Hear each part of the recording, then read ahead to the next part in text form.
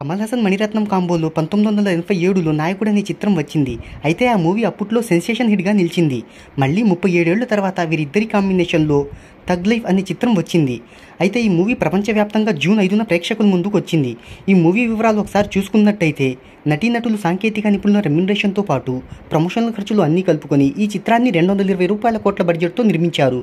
వీరిద్దరి కాంబినేషన్లో మళ్ళీ 37 ఏళ్ల తర్వాత మూవీ రిలీజ్ కావడంతో సినిమాపై భారీ హైప్తో పాటు డిమాండ్ పెరిగింది. ఈ మూవీ థియేట్రికల్ రైట్స్ అనేవి 106 కోట్ల రూపాయలకు అమ్ముడయ్యాయి.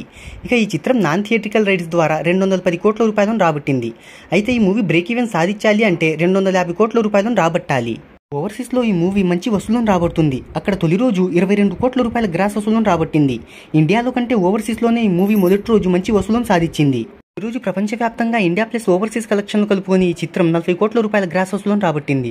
అయితే రెండవ రోజు మటుకు కలెక్షన్స్ అనేవి పడిపోయాయి.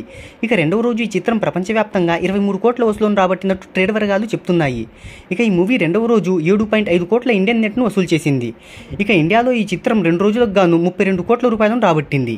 మొదటి రోజుతో పోల్చితే రెండవ రోజు వసూళ్లు 40% పడిపోయాయి. మొదటి రోజు ఈ చిత్రం ఓవరాల్గా 52% థియేట్రికల్ ఆక్యుపెన్సీని నమోదు చేసుకుంది. ఇక రెండవ రోజు 31% పడిపోయింది.